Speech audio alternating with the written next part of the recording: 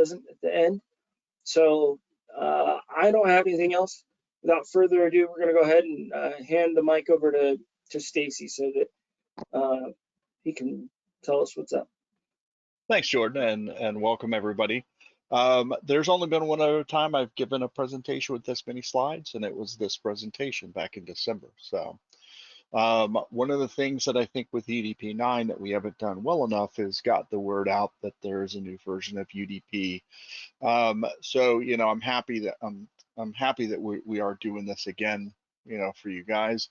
I will be going through this content relatively quickly. I know there's a lot of slides, but there's also just talking points on the slides, so I shouldn't spend much time on each slide from that perspective. I do encourage you to ask questions as we go through, because even if we can't get to your question, we will make sure that we answer your question at least afterwards and get back to you as far as that goes. We'll of course try to answer your questions either as we're going or save some time in the end if we can to be able to answer those questions. Without further ado, let me go ahead and kick off and get started. When we talk about business and and not just business, but I know it says the lifeblood of business. Data is the lifeblood of business, but really when we talk about everybody's data, right, from that perspective, right, it's really become so important, so integral of what we are. When you talk from a business perspective, a business could easily be shut down if something happens, like they get hit by ransomware or something like that, and they can't pull that data back. Okay, and we do see, right, that ransomware is growing, and those kind of things. I think the first fact here is when we look at the exponential growth of data, and I've always said, we all know data grows, but I saw a fact somewhere. I thought it was the screen, but it may not be. But just how much of the world's data will just be generated in the next couple of years. That's it's astounding to that point. We do care about, we all worry about ransomware, but I'll tell you, it's not the #1 cause of lost data out there, right? So we just kind of keep that in mind too. But it's the one thing that can take the most data out at one time. If you're at all familiar with the industry, right, there's a 3-2-1 approach to data, right, where you should have, 3 copies of your data, at least 2 copies on 2 different types of media. One of those should be also off-site or air-gapped from that perspective. And now there's logical air-gap, there's physical air-gap, there's different kind of approaches to even air-gapping, where it used to be air-gapping was only considered tape. Now, of course, there's logical air-gap going to devices like immutable storage and things like that as well. Okay, what we've seen with the advent of that is now there's a new approach, the 3-2-1-1 approach, and that additional one, you may see some other vendors talk to you about 3-2-2.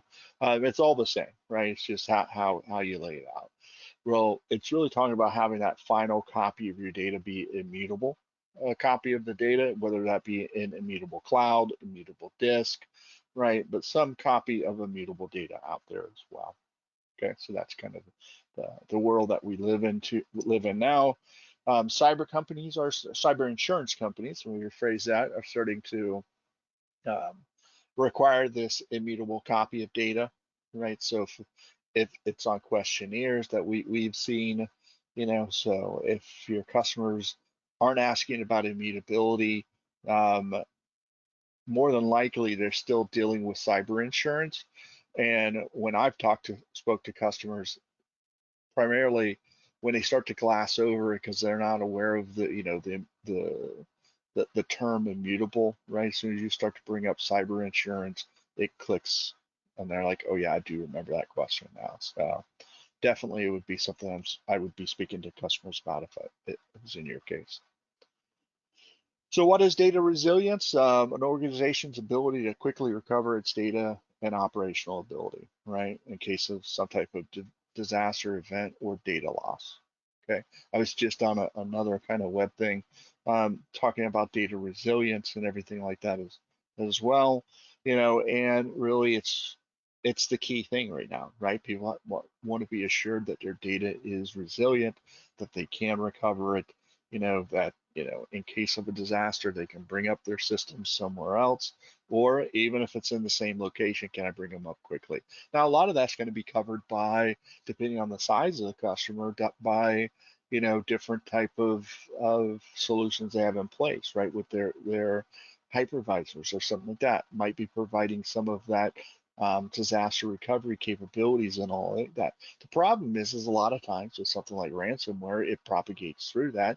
So if you're doing like scan replication or something like that, and all of that becomes corrupt, well, then it's corrupt at the other location as well. Right?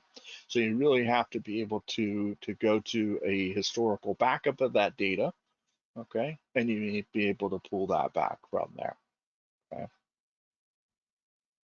The importance of data resilience, really, well, what kind of drives it? Okay. Of course, ransomware being the very top concern from customers, right? But then you have other things out there like inadvertent deletions, natural disasters, those kind of things. Data corruption just happens, all of that as well. Those are kind of the drivers of it, or the elements of it. Okay, from a approach, and how do you approach this, right? There's all different kinds of approaches, from high availability to immutable data copies. And of course, there are segments of that fall into security, with encryption and data security and things like that.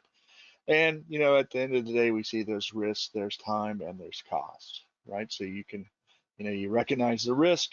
There's going to be certain time to support things in certain ways, and there's a cost, and all three of those need to meet somewhere in the middle to kind of fit into the customer's budget, and give them the best kind of capability within there from that perspective.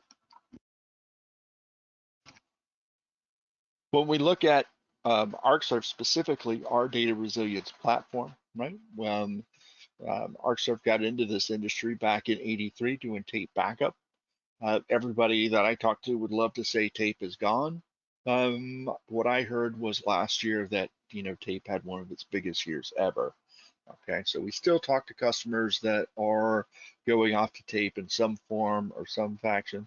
With ransomware, we've seen an uptake in some customers coming back to tape, right? Which, tape's not easy to work with. You're not going to quickly recover from it.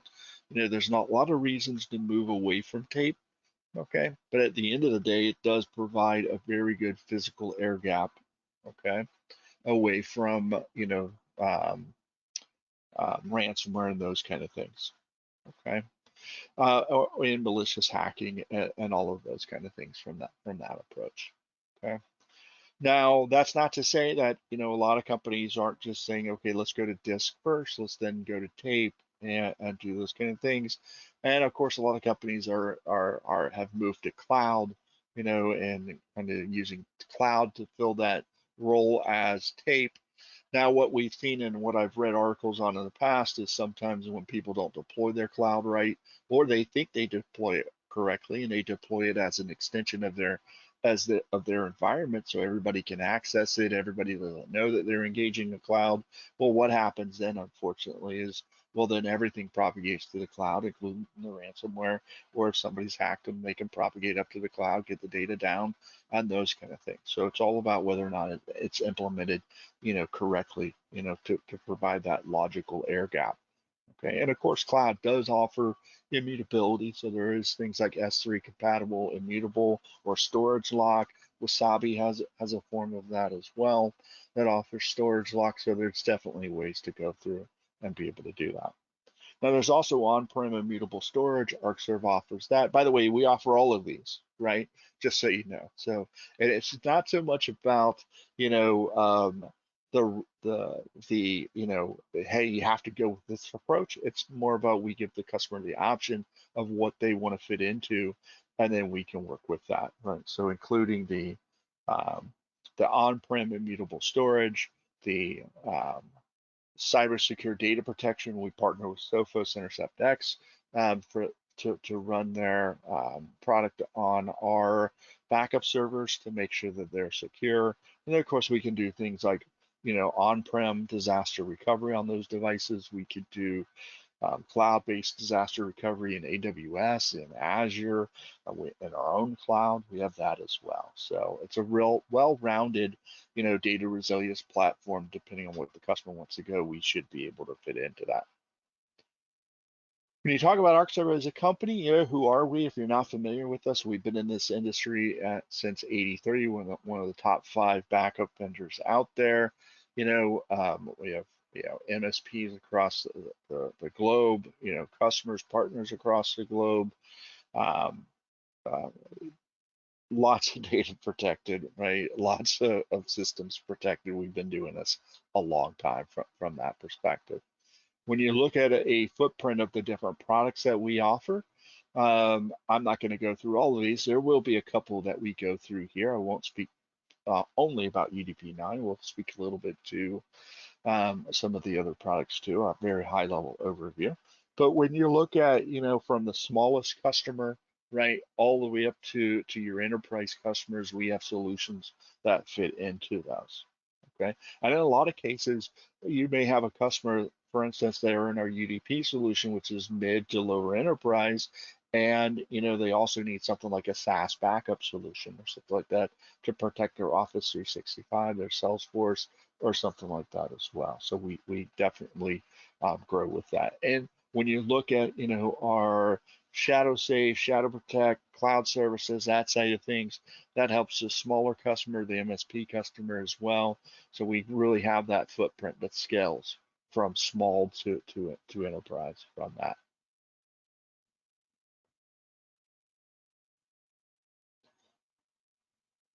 So when we really look at, the platform itself, right, we want to, cover these main things. Number one, the data is going to be available and recoverable, right? Recoverability should be the number one topic always when people talk to you about data. It shouldn't be about how they can back up your data. It's about how they can recover the data, how it can be available to the customer for certain things like DR purposes and those, and all of that. You got to make sure that it's secure, right? So it doesn't do you much good if you have the first two and you're not falling into that secure platform, that scales with the customer and those kind of things as well. And we definitely do that from that perspective. So from a data resilience perspective, okay, and our platform, to speak to the platform itself, it's a secure platform by design. We take a very serious approach to that. We just with UDP 9, have increased the level of security with different pieces of multi-factor authentication, and that to things. I know that we have other things in the pipe that are going to help with that as well. Adding additional, security layers on there, but also making it so it's still accessible and usable, right? Is the most secure system in the world is, turned off, disconnected from the network and put in a closet, right? But nobody can access it at that point, right? So making sure that it's secure but still accessible, and our solution meets within that as well. Okay. We do have a building block approach, right? Again, non-disruptive addition of these investments, right? Avoiding costly, cumbersome rip and replace approaches, right? Um, we do kind of pride ourselves on, being able to have different models to help customers from, whether it's a CapEx or OpEx requirement to be able to come into that budget friendly from that perspective. And, it's always funny because a lot of times, and it's really not funny, it's unfortunate. I couldn't tell you the number of calls where I'm on where somebody makes a budget decision and then, later on they come back and they're like, well, this happened, right? Or that happened, and we're out of space, or this wasn't big enough. And it's like, well, it went budget friendly, right? Which is, I'm in tech, right? I live in a world that doesn't have budgets. customers, obviously, right? They are going to always, have a budget and those kind of things. So it's a fine line, but as long as the customer understands, okay, you can get away with this solution, right? And when you have more budget, maybe you go this solution or something like that from that approach as well. I think I do a good job with that, but it's always uh, making sure that customers understand when multiple quotes and those kind of things are in front of them. What are they losing with the smaller quote? So from a form factor, we offer UDP as both software and hardware. When we started first talking about carrying appliances back, I don't know, 5, 6, 7 years ago, whatever it might be, I why would anybody ever buy a prepackaged appliance was my thought process. It'd be cheaper, easier to build your own server, be able to do that just by the software. That may be true. And if you have a customer with storage laying around and servers laying around, that might be the way to go for them. But what the reality is most customers want something that's going to slide in the rack, already has the storage on it. They pick up the phone, they call one vendor for the software for the storage, one point of contact for that. And with us, having the Sophos piece on there, we're the point of contact for that as well. We could be the point of contact for the cloud. So it's just kind of easier for the customer to do that, not to have all these different kind of pieces to the puzzle. When you look at our appliances, we have 3 different series of appliances. The 9000 series appliances, which range from 4 terabytes or right at 4 terabytes up to, I think it's 156 terabytes as far as that goes. These are either 1U or 2U boxes. The 2U boxes are expandable up to that 156 terabyte range. Now, these may be different numbers than you've seen in the past because I'm telling you actual usable disk space on the box. I'm not telling you, hey, with deduplication and those kind of things. Okay. With that, of course, we always get somewhere, well, not always, but we tend to get 3-to-1 deduplication or better. Now, of course, that depends on the type of data. Okay. Now, the X series, this is what's going to fall into your enterprise customers. This is going to fall in there and be from half a petabyte up to, I think it's a petabyte and a half pre-dedupe. So these are 7U boxes. It's fast. Hardware within this box, enterprise level hardware within these from that perspective. So absolutely, this can go scale into, and it can be more of a DR. Even the 9000 series are DR models, which have additional processors and things like that. They can do some DR and quite a bit of DR on them because that additional processor is really free, right, for them to perform that DR process. The X series is on a whole nother scale. And then we worked with Nutanix. We came out with a Nutanix appliance from that perspective. Haven't had a lot of bite on this yet. We do get quite a few customers looking at Nutanix and those kind of things, but we can support that today with the other devices without actually having the Nutanix node that goes in there. So that's kind of the story on that. When you look at the UDP architecture itself, okay, number one, simplicity is kind of the thing that we go for, right? When you look at UDP, we want, whether the customer has a Windows system, Linux system, physical system, virtual system, we want to be able to protect all those systems the same. Okay, we want the customer's experience of protecting those systems to be the same. Okay, so again, adding the capabilities of doing backups, restores, disaster recovery. We also don't want them to go around the interface and go to a bunch of different interfaces or sections of the interface for all those different things. We keep them in one area. So again, just keeping it very easy for the customer to use. What we find is, when I do a demo for a customer, sometimes they'll say, wow, it looks confusing. I give the product in front of the customer and they spend like 5 minutes in it and they're like, oh, I just right click. Oh, it's super easy actually. Everything's right there just by right clicking on it. And that's how it is. They don't have to go to different sections of the interface because of their source data changes or anything like that from that perspective. Again, it's available as software, it's available as hardware, has the Sophos license included with it so that the customer can take and protect this box with that. They want to use their own security, maybe they use a different vendor or something like that. They don't have to use the Sophos product, but we do provide that license and we do provide the support for the Sophos Intercept X. Okay. Now over on the right-hand side, you see where we can go to. Remember 3211, right? Where can you move that data either offline or immutable? We can move that data offline to branch offices, remote offices with other devices.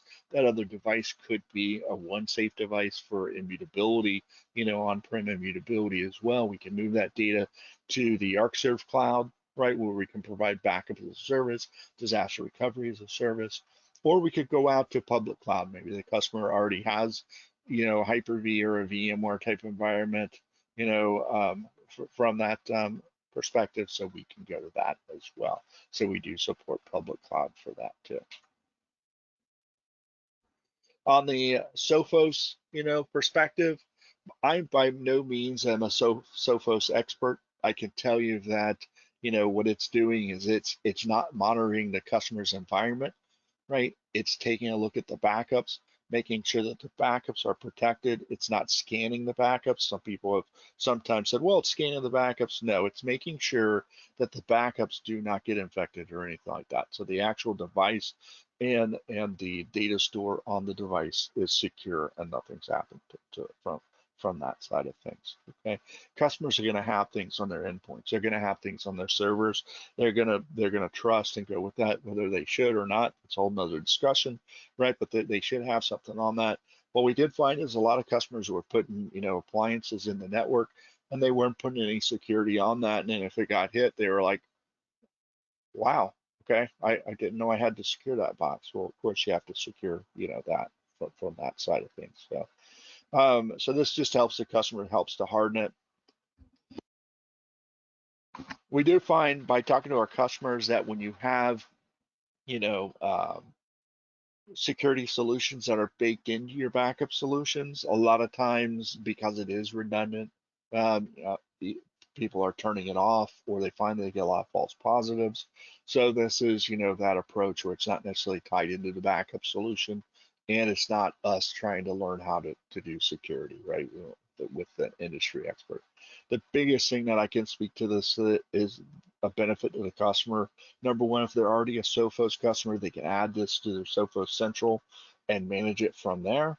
And number two is if they have any issues, they pick up the phone, they call Arcserve, and we're the point of contact for that, and we can support that. Key features of UDP, I'm not going to go through every one of these. From a recovery perspective, remember recovery should always be top of the list. When we look at, number one, you never trust a backup, right? You always got to make sure that you can recover that data. So you test. Well, we can automate that testing with a term called assured recovery, where it takes it, mounts the backup, runs scripts against it, or can just make sure it gets a heartbeat. And then we know that we've got a good, clean backup, and we can go from there. We can schedule that out. It can be an automated test for that. I urge all my customers to do that. Of course, as far as recovering data itself, file level restore, VM level restore, bare metal level restore, whatever the customer needs from that perspective. We can mount the backups and they can browse them that way. So whatever the customer is very comfortable doing. From a DR perspective, we have two ways to bring up your systems, right? We can bring up the system pre-planned, where we could present it out to AWS or Azure or their own hypervisor, maybe like a DR hypervisor they have, where we create that ahead of time and it's ready to start up. They're going to get the best performance from that perspective and be able to do that. Now they're going to have storage behind it. So storage does, of course, mean more cost for them. So they're probably going to do that with the critical systems from that side, or they can always fall back on the other route that we have for DR, which is leveraging emulation, where we can emulate that the backup's a virtual machine. We can do this on the fly, and we can bring up that system in a matter of minutes, and they can have access to it. Okay, you give up some performance, right? But you don't have any storage behind it other than just your backup storage.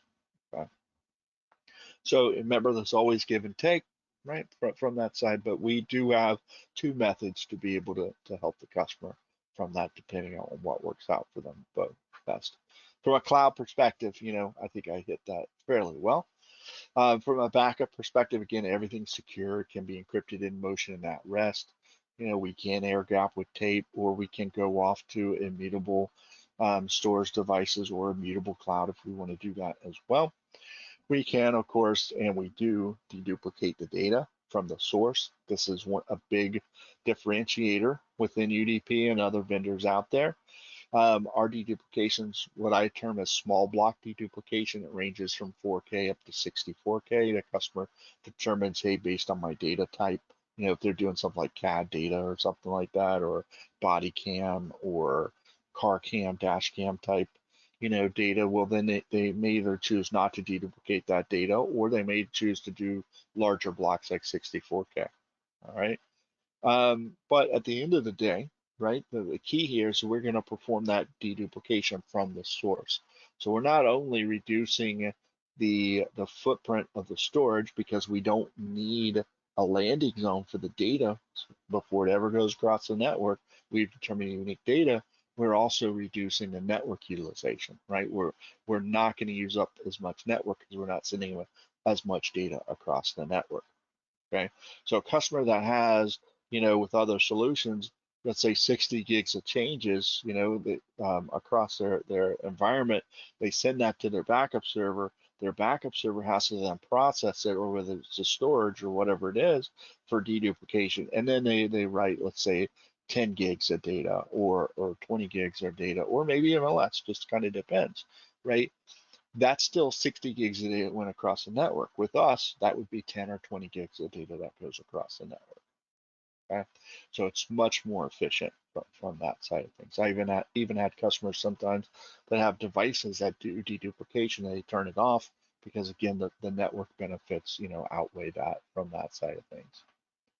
From a management perspective, that's one of the big releases. We will be talking about UDP 9 specifically here in a moment, but a big unified management console, cloud-based console available. And then, of course, we have, the other things you expect to see: role-based administration, SLA reporting, APIs, things like that as well.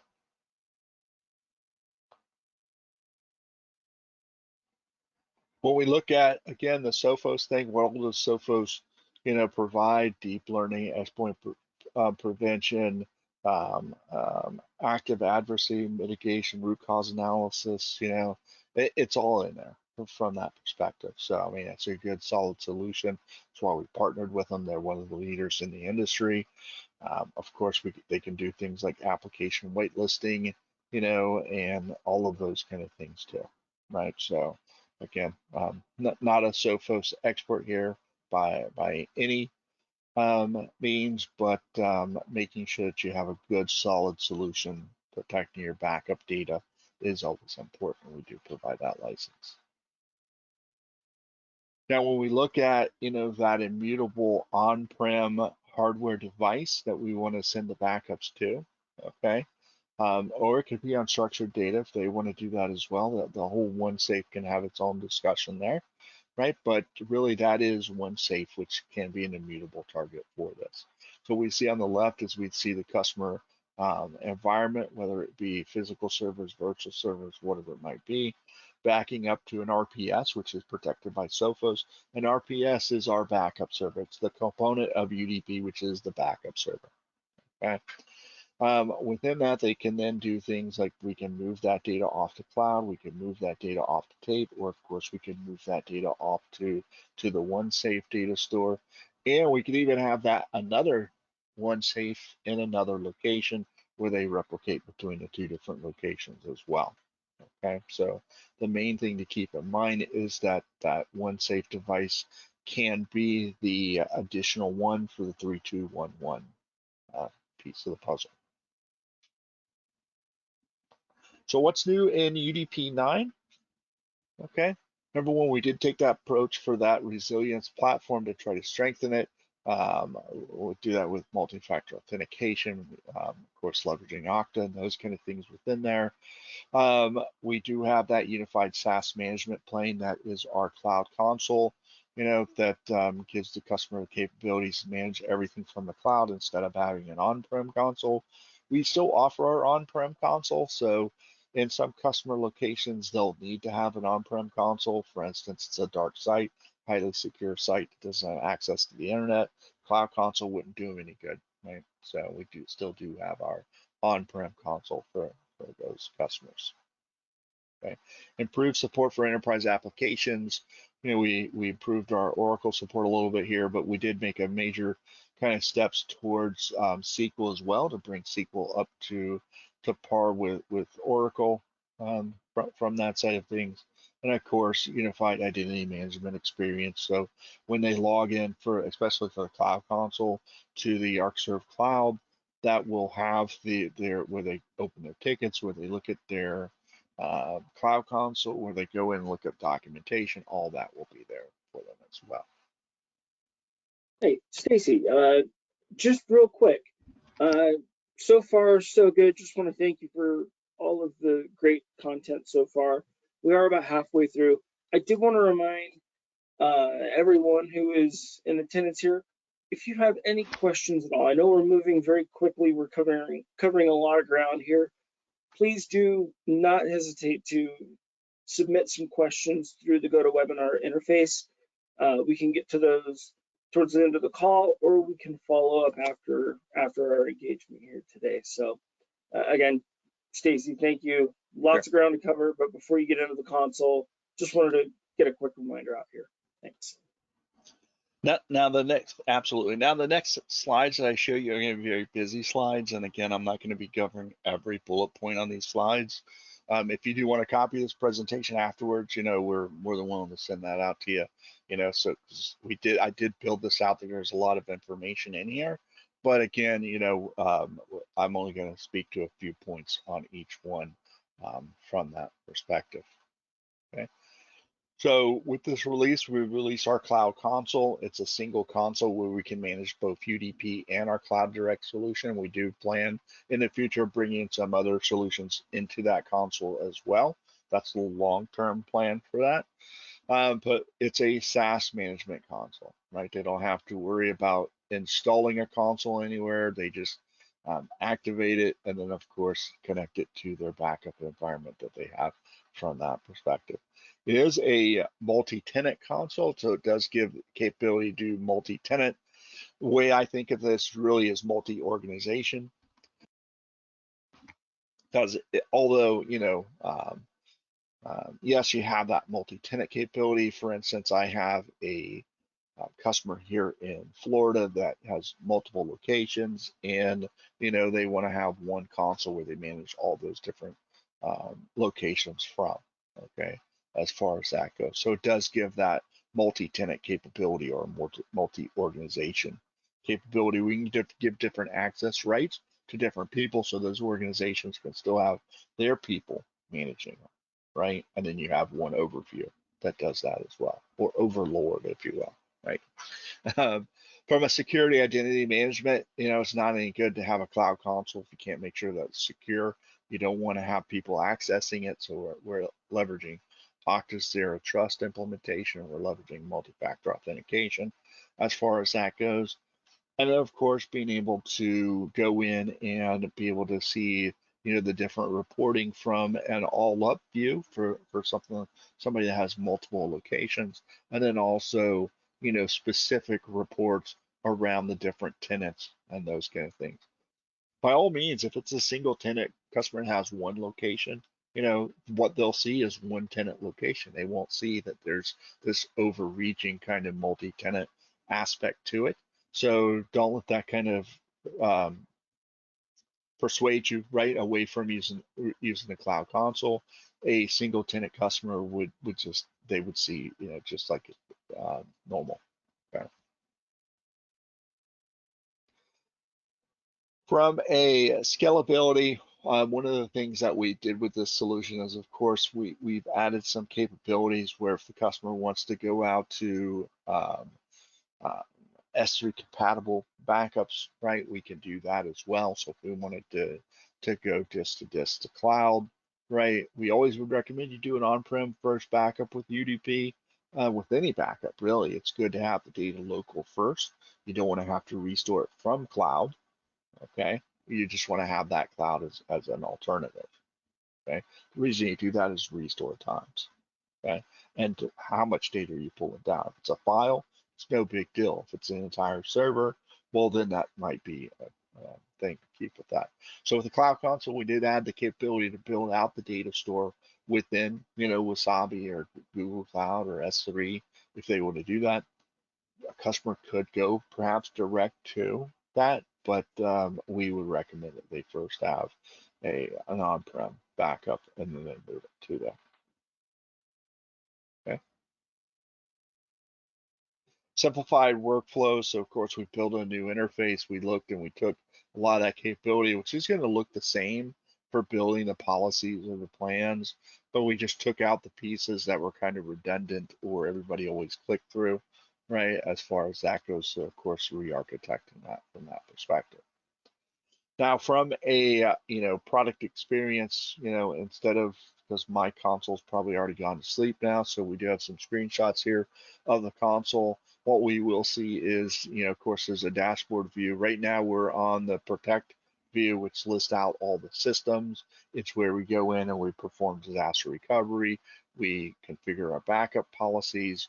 We do our restores. We back up now. We replicate now or copy now. All of that capability is right from here. So just like UDP on-prem, right, that has one specific, area of the console to manage everything from, right? And customer spends 90% of their time in that area. That's the resources tab. It's the same thing for the cloud console, right? They're going to spend most of their time here on the protect tab, okay, which lists out all the different systems and those kind of things from that perspective. And of course, if I had, and this one I don't think, well, my console has it, but this one doesn't. If I had systems that were leveraging Cloud Direct, it would be listed in here as well. And I'm managing not only UDP, but also Cloud Direct from here as well. Okay. Great example would be like workstations or something like that. I'm just backing up files. I'm not backing up entire systems. So I use Cloud Direct on it. Well, now I can manage that all in one location. As before, we had two consoles, one which was very similar to this for Cloud Direct, and then the other one being the UDP console. So that's no longer required. From a insightful perspective, being able to see different things that are running, and all of that as well. So again, having and be able to see your data reduction in easy to see graphs and charts from that perspective. And I think you can change these from being like a pie chart to a graph, whatever makes most sense for the customer as far as that goes. Okay. It seems silly, right? That the something like deduplication, being presented this way as opposed to just a number, but this is more graphical. Customers can understand it quicker with that, with looking at it this way, as opposed to it's really the same information, right? Data deduplication, 46%, right? Overall, from that perspective, right? But when they take a look and they see it this way, it's going to be much quicker for them to grasp for those kind of things as well. The multi-tenant management, again, you could build out the we call them customer accounts, but really could be the different organizations. So we see it here listed as suborgs, and it's just adding a name. And once you add that name, going in and adding the gateway so that you can connect to that environment and manage that from that perspective. So very straightforward from within that. We see right here the number of systems or sources, at each of those. We can also see the amount of storage they're utilizing, when it was added, who added it, and those kind of information as well. As far as adding that cloud account and add it going in, and that cloud account would be an AWS, an Azure, a Wasabi, you know, a Google Cloud, something like that, we're going in and adding that. Okay. I think the Azure maybe hasn't been released yet, but it's shortly coming. Okay. This way you don't see Azure listed on here. Now for on-prem, we do quite a bit with Azure, but in the cloud console, I think the Azure is coming soon. Okay. Now, as far as that goes, it's the customer's cloud, right? It's their cloud credentials. So they provide us cloud credentials, and once they do that, we can, of course, tie that in with our cloud. Okay. Add the cloud data store. So now we're just going to go through and add those locations. We can go through, of course, and create the backup policy. So everything that we would normally do from within the cloud, we can do here from that perspective. It's a high-level overview of our cloud console. The next kind of enhancement to talk to you about is the SQL enhancements that we did. Again, I'm going to go through these relatively quickly, but we now have point-in-time recovery within the UI itself. So before we could do point-in-time recovery for SQL, right? But we could only do that from command line. Well, now we can do it from the GUI, right? So again, making that experience a little bit better for the customer. Also, a couple of things that we had before, we didn't actually state the size of the databases. From that perspective, so in some cases, the customer was restoring a database to a different server. They didn't know if they had enough room or not. So now, of course, they can see the size of that database. Okay, and when that restore is done, we're going to run a consistency check to make sure that it's consistent.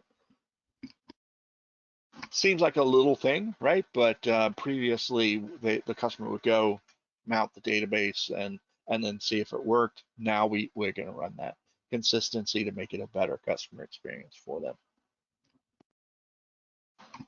Awesome. Hey, Stacy, I know that we wanted to rope off a little section at the end of our presentation here today for some questions, but we're actually getting some great comments here in the questions. So maybe if we could just knock out a couple of those, I think that would be like super helpful. We do have a question. Is multi-factor authentication or MFA supported on the appliance? So absolutely, right? So we did that previous to this, but from a perspective of that, we do support, multi-factor authentication for accessing the appliance, accessing the interface on the appliance or the local console or the cloud console. It's both available for both. Perfect. Love that answer. The other thing I was going to ask, we have is object lock immutability supported with Wasabi? We do support that, right? So, I mean, we do support their immutable storage or their object lock as far as that goes. Now, typically, the way you would see that happen in most cases where I've seen it happen, you wouldn't write directly to that data store. You'd write to another data store and then you move your data. But if you tell us that that's your data store, we do support that too. Excellent. We love those yes answers. Then the other question, let's see. I think that's all for now. So there's a couple of others that we might have to follow up with later on. After the presentation, we can have anyone from our engineering or sales staff, someone from account management can be in touch. Absolutely. Actually, one more question: is the data compressed before it hits the target? It is, right? So we're doing that deduplication and all of that before it hits the target. Okay, that's all for me for now. Great questions. Keep them coming. We love the engagement. We got about just a little over 10 minutes left, and we'll keep plugging along. Thank you. All right, fantastic. All right, so going on to the SQL piece of it, the last piece of it again, just improving the restore experience, with more flexibility and all of that as well, doing things again like consistency checks and all those kind of things, being able to restore database and recovery or no recovery mode, or non-operational mode, right? Um, Definitely, some enhancements that we've made from that perspective. Now, I don't know who's used our product before, so I'm gonna go through these really quickly, right? Because it's more of a partner presentation. But again, point in time resource, it's a checkbox now, right? So I'm doing my SQL backup. I know it's a SQL server, and I can just easily check that box, which is point in time recovery. Same kind of thing here as is in the interface where we're showing here's the size of those databases, right? So before we just showed the size of the actual volume of the backup itself. Now we break it down into the individual data stores there. So from a restore perspective, again, it's a checkbox to do the consistency check after the restore. So something quick as part of their restore process, and the flexibility to restore, of course, the SQL database to other systems, other paths, things like that as well. From an Oracle perspective, I don't run into a lot of Oracle in the US, but I know worldwide is pretty big for us.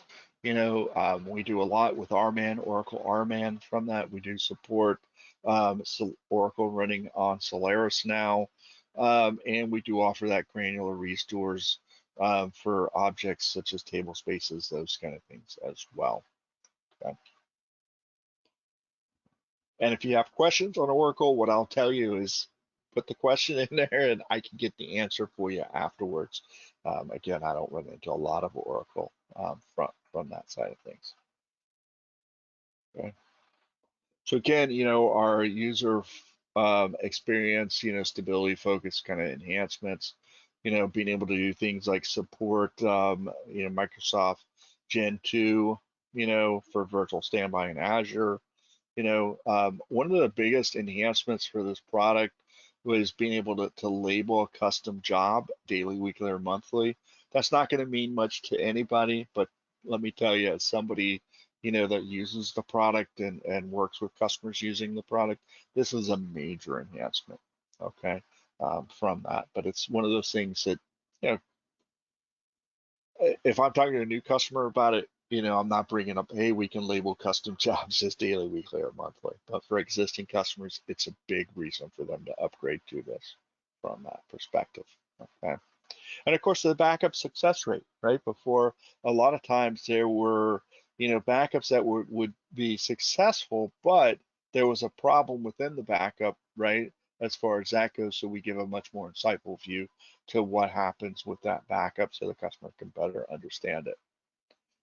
And that kind of comes back into this incomplete job status report, which lets them know or better understand what's going on.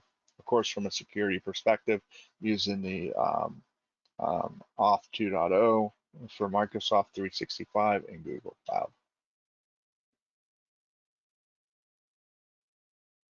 Okay.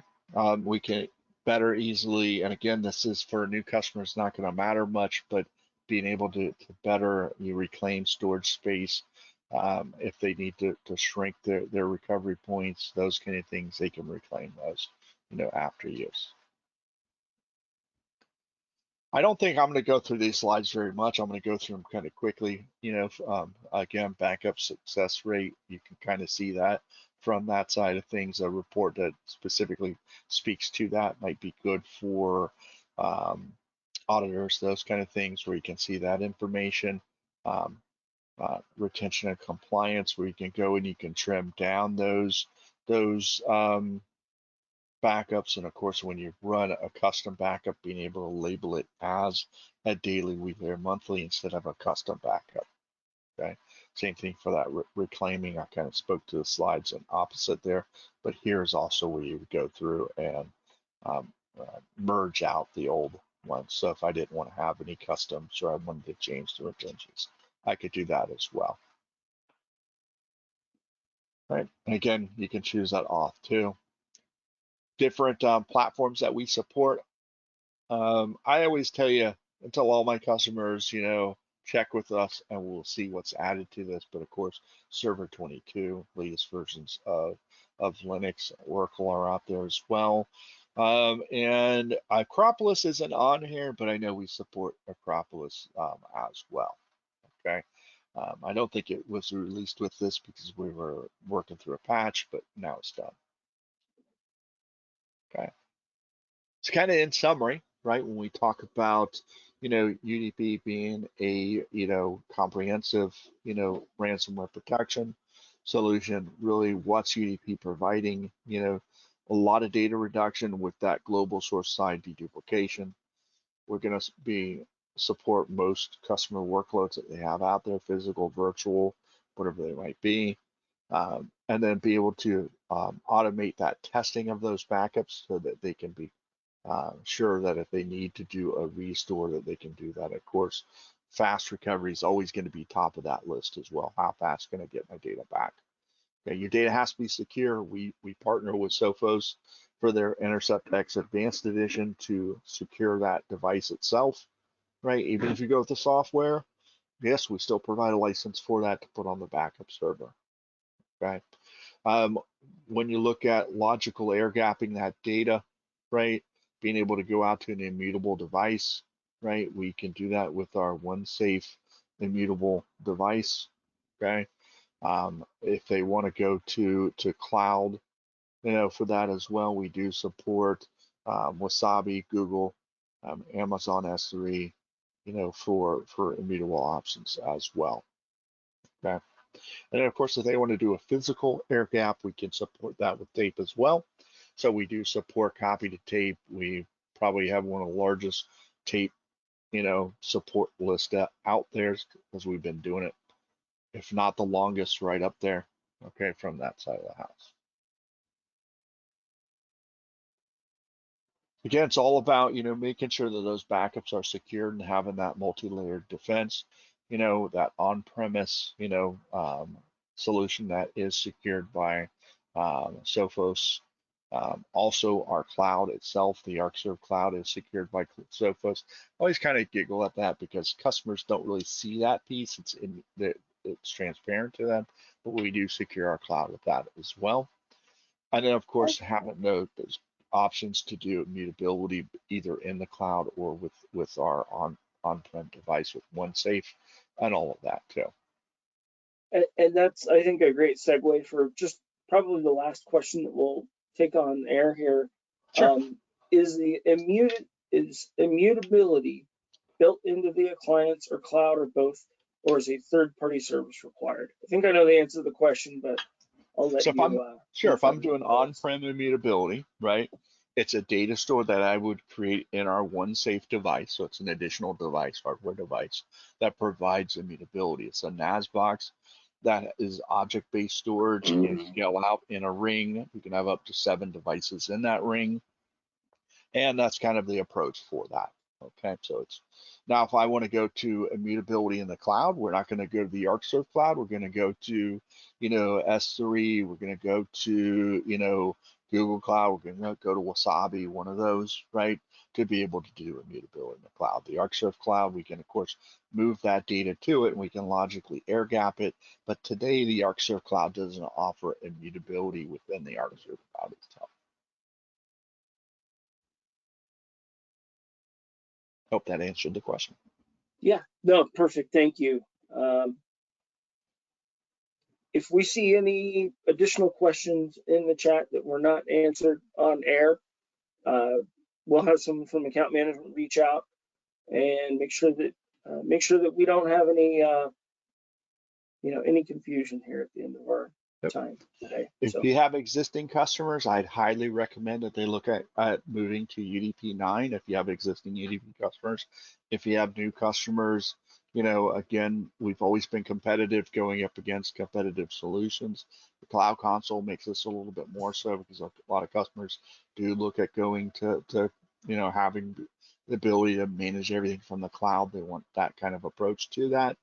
But again, it's just a good, solid, secure solution to back up their data.